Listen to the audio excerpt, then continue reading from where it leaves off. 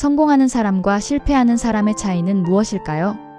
일론 머스크는 이렇게 말합니다. 성공한 사람은 절대 포기하지 않는다. 실패한 사람은 단지 더 빨리 포기할 뿐이다. 이 단순한 문장은 그의 삶 전체를 설명하는 핵심이기도 합니다. 스탠퍼드 대학교의 심리학자 캐럴 드웩 교수는 성장 마인드셋 연구에서 유사한 결론을 내렸습니다. 재능보다 태도가, 능력보다 끈기가 성공을 결정한다는 것입니다. 머스크는 이를 삶으로 증명했습니다. 그의 첫 번째 회사, 지비는 창업 초기에 투자자에게조차 무시당했습니다. 컴퓨터 조립을 직접 하고 서버가 멈추면 잠들지 않고 수리를 반복했습니다. 그는 포기한다면 그것은 내가 끝났다는 뜻이라고 말했습니다. 실패는 과정일 뿐 끝이 아니었습니다. 페이팔 시절에도 마찬가지였습니다. 해킹 사고로 회사가 흔들리고 투자자들의 신뢰가 무너질 때 그는 단 한 번도 책임을 회피하지 않았습니다. 사람들은 그를 무모하다고 했지만 그는 냉정히 계산했습니다. 위험을 두려워하지 않는 것이 아니라 위험을 이해하고 통제하려는 사람이었습니다. 그는 종종 죽거나 완전히 무능력해지지 않는 한 포기하지 않는다고 말합니다. 이는 단순한 자신감이 아니라 신념에 가깝습니다. 그는 스스로를 시험대에 세웁니다. 실패의 공포를 받아들이고 그것을 추진력으로 바꿉니다. 스탠퍼드의 연구에 따르면 실패를 경험한 후에도 도전적 사고를 유지한 사람들은 장기적 성공 확률이 43% 더 높다고 합니다. 머스크의 행동은 이 통계를 그대로 체현합니다. 그에게 있어 포기하지 않는다는 말은 시간의 문제이기도 합니다. 사람들은 목표를 세우지만 대부분 그 목표가 이루어지기 전에 인내심이 바닥납니다. 머스크는 목표의 시계를 10년 단위로 설정합니다. 전기차, 우주, 인공지능. 그는 늘 다른 이들이 불가능하다고 말할 때 나는 단지 시간이 더 필요하다고 생각한다고 말합니다. 이 태도는 단순한 낙관이 아닙니다. 오히려 냉정한 현실 인식에서 비롯된 의지입니다. 그는 언제나 실패는 받아들이되 포기는 받아들일 수 없다고 단언합니다. 철학자 프리드리히 니체의 말처럼 살 이유를 아는 사람은 어떤 고난도 견딜 수 있다는 믿음이 그의 행동을 지탱합니다. 머스크에게 그 이유는 인류의 미래였습니다. 그는 스스로를 실패를 감수하는 인간 실험체라고 부릅니다. 세상이 비웃을 때조차 그는 비전을 지키기 위해 감정의 방패를 들었습니다. 비판은 나를 멈추게 하지 않는다. 오히려 에너지를 재배치할 뿐이다.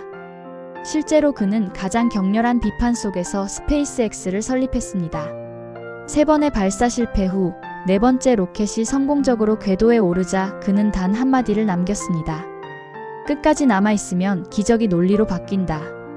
이 말은 단순한 승리의 외침이 아니었습니다. 그것은 신념의 증명이었습니다. 포기하지 않는다는 것은 자신에게 부여한 약속을 지키는 일이며 그 약속이 삶의 방향을 결정합니다. 결국 성공과 실패의 차이는 운이 아니라 지속의 차이입니다. 스탠퍼드의 연구진은 이를 심리적 보궐력이라 부릅니다. 머스크는 그 보궐력을 기술로 그리고 행동으로 구현한 사람입니다. 그는 우리에게 묻습니다. 당신이 지금 포기하려는 이유가 진짜로 가치 있는가? 이 질문은 단순한 도전이 아니라 인간 본성의 시험입니다. 결국 머스크의 이야기는 로켓의 발사가 아니라 인간의 한계를 넘어서는 의지의 기록입니다. 성공은 언제나 고립된 공간에서 태어나지 않습니다. 진정한 성공은 비판의 소음 속에서 의심의 눈초리와 싸우며 만들어집니다. 일론 머스크의 여정이 바로 그 증거입니다. 그는 수십 년간 로켓을 연구해온 전문가들에게 당신은 자신이 모르는 것을 모른다는 냉소적인 말을 들었습니다. NASA 출신의 공학자들은 민간 기업이 로켓을 성공적으로 발사할 가능성은 제로에 가깝다고 단언했습니다. 그러나 머스크는 그들의 말에 휘둘리지 않았습니다. 그는 그건 우리 모두에게 해당되는 말입니다. 하지만 차이는 있습니다. 우리는 시도하고 그들은 멈췄습니다. 라고 답했습니다. 옥스퍼드 대학교 경영대학원은 리더가 사회적 저항을 경험할 때 나타나는 심리적 반응을 연구했습니다. 연구 결과에 따르면 외부의 비난이 개인의 정체성과 목적의식에 도전할 때 진정한 리더는 의미 재구성을 통해 자신을 다시 세운다고 합니다. 머스크는 이 의미 재구성의 전형입니다. 비판을 위협이 아닌 학습의 계기로 바꾸며 그것을 에너지로 전환합니다. 그가 가장 큰 상처를 받았던 순간은 자신이 존경하던 영웅들이 그를 공개적으로 비판했을 때였습니다. 닐 암스트롱, 진 선원 같은 우주 비행의 전설들이 상업 우주 비행 모델에 반대한다는 증언을 남겼을 때 머스크는 기자회견에서 잠시 말을 멈췄습니다. 그리고 이렇게 말했습니다. 그분들은 제 영웅이었습니다. 그들이 우리를 응원해주길 바랐습니다. 하지만 저는 여전히 믿습니다. 언젠가 그들이 우리를 방문해 노력의 진심을 본다면 생각이 바뀔 겁니다. 이 말에는 복수심 대신 존경이 담겨 있습니다. 그는 비판자를 적으로 여기지 않았습니다. 오히려 그들의 회의론을 현실을 향한 점검표로 삼았습니다. 머스크는 언제나 비판은 무료 자문이다라고 말합니다. 이 태도야말로 옥스퍼드 연구진이 말한 리더십 회복 메커니즘의 핵심입니다. 감정적 방어가 아닌 인지적 전환이죠. 그는 비난을 정면으로 맞서되 감정의 표면에 머물지 않았습니다. 마르쿠스 아우렐리우스는 명상록에서 인간은 타인의 말로 상처받지 않는다. 다만 그 말을 자신이 받아들일 때 상처받을 뿐이다. 라고 썼습니다. 머스크는 이 구절을 삶으로 증명했습니다. 그는 외부의 판단을 자기 내면의 진실보다 높게 두지 않았습니다. 그에게 세상의 평가란 일시적인 파도에 불과했습니다. 진짜 중심은 목적이었습니다. 그 목적은 단순한 사업의 성공이 아니었습니다. 인류가 다행성종으로 나아가야 한다는 비전, 즉 지구 너머의 생존이었습니다. 그는 자주 말합니다. 인류의 미래가 별 사이를 여행하는 이야기로 이어지지 않는다면 그건 너무나도 슬픈 일이다. 이 문장은 스스로를 움직이는 연료였습니다. 비판은 오히려 그의 확신을 단단하게 만들었습니다. 우주 영웅들이 반대한 바로 그 순간 그는 더 큰 비전을 세웠습니다. 스페이스X의 목표를 단순한 발사 성공이 아닌 우주 비행의 민주화로 확장한 것입니다. 그는 말했다. 로켓은 부유한 나라의 전유물이 되어서는 안 됩니다. 모든 인간이 우주를 경험할 수 있어야 합니다. 그의 확신은 단순한 이상이 아니라 전략이었습니다. 옥스퍼드의 연구는 비전이 위기에 직면했을 때 리더가 자신의 신념을 공개적으로 재천명하는 행위가 조직 구성원의 동기를 2.7배 강화시킨다고 밝혔습니다. 머스크의 언어는 바로 그런 선언이었습니다. 그가 언론의 조롱과 경쟁사의 비웃음을 넘어서기 위해 사용한 무기는 기술이 아니라 내면의 일관성이었습니다. 그는 매번 위기를 새로운 실험의 기회로 재구성했습니다. 그리고 자신에게 이렇게 되묻습니다. 지금의 실패가 10년 후에는 어떤 데이터가 될까? 이 질문은 그를 두려움 대신 호기심으로 움직이게 했습니다. 그 결과 머스크의 삶은 단순히 성공과 실패의 교과서가 아니라 의미를 다시 쓰는 인간의 기록이 되었습니다. 그는 비판을 견디는 법을 넘어 그것을 성장의 재료로 변환했습니다. 아우렐리우스의 철학이 말한 대로 세상은 그를 시험했지만 그는 반응하는 대신 재정의했습니다. 그리고 바로 그 지점에서 실패의 언어가 성공의 서사로 바뀌었습니다. 모든 위대한 이야기에는 한 번쯤의 절망의 장면이 있습니다. 일론 머스크에게 그것은 3번의 로켓 폭발이었습니다. 스페이스X가 설립된 지 6년째 3차례의 발사는 모두 실패로 끝났습니다. 첫 번째는 연료 문제, 두 번째는 엔진 결함, 세 번째는 구조 진동 때문이었습니다. 언론은 민간이 로켓을 쏜다는 발상 자체가 망상이었다고 썼습니다. 투자자는 떠나고 자금은 거의 바닥났습니다. 그때 머스크는 기자들에게 이렇게 말했습니다. 우리는 3번 실패했습니다. 하지만 4번째는 반드시 성공합니다. 포기할 시간은 없습니다. 하버드 대학교의 극한 실패 상황에서의 인지 지속성 연구에 따르면 인간이 연속된 실패를 경험할 때 의사결정 능력은 급격히 저하되지만 극소수의 사람들은 오히려 인지적 회복력을 강화한다고 합니다. 그들의 공통점은 목표의 시간축을 현재가 아닌 미래로 설정한다는 것입니다. 머스크가 바로 그 부류였습니다. 그는 실패의 순간에도 최종 목적지인 화성을 상상했습니다. 우리가 지금 하는 일은 단지 데이터 수집이다. 실패가 아니라 시험이다. 그렇게 말하며 팀의 사기를 지켰습니다. 그의 사고방식은 단순한 긍정이 아니었습니다. 그는 냉정하게 데이터를 해부했습니다. 로켓의 폭발 원인을 비극이 아니라 변수로 기록했습니다. 그리고 4번째 발사를 준비하며 한 팀원에게 이렇게 말했습니다. 이번이 마지막입니다. 하지만 만약 성공한다면 인류의 우주 비행사는 더 이상 국가의 이름이 아니라 기술의 이름으로 불리게 될 겁니다. 그 말은 단지 사기를 높이는 구호가 아니었습니다. 그것은 의미의 재정이었습니다. 실패를 개인의 수치가 아니라 인류의 도전으로 확장시킨 것이죠. 네 번째 발사 날, 머스크는 케이프 커네버럴의 모니터 앞에서 묵묵히 화면을 바라봤습니다. 긴장감이 극에 달하던 순간 로켓이 궤도에 진입하자 조용히 고개를 숙였습니다. 주변 사람들은 환호했지만 그는 한참 동안 말을 잇지 못했습니다. 그리고 속삭이듯 말했습니다. 끝까지 남아있으면 기적이 논리가 됩니다. 그 한마디는 수천 페이지의 성공론보다 강력한 선언이었습니다. 쇼펜하우어는 의지는 세계를 형성하는 근원적 힘이라 말했습니다. 세상이 불합리해 보여도 의지의 방향이 명확하면 인간은 그 불합리를 돌파한다는 뜻이었습니다. 머스크의 행동은 그 철학의 실천이었습니다. 그는 현실의 저항을 의지의 훈련장으로 삼았습니다. 그리고 역설적으로 실패가 그를 단련했습니다. 하버드의 연구에 따르면 반복된 실패 후에도 의사결정을 지속할 수 있는 사람들은 공통적으로 자기 서사의 통제감을 유지한다고 합니다. 즉, 결과는 통제할 수 없어도 의미 부여는 통제할 수 있다고 믿는 것입니다. 머스크는 이 믿음을 무기로 삼았습니다. 우리가 실패를 기록하지 않았다면 성공의 수학을 배우지 못했을 것이다. 이 말은 단순히 겸손이 아니라 구조적 사고의 표현이었습니다. 그는 실패를 데이터로 환원했고 감정이 아닌 분석으로 대했습니다. 그렇다고 감정이 없었던 것은 아닙니다.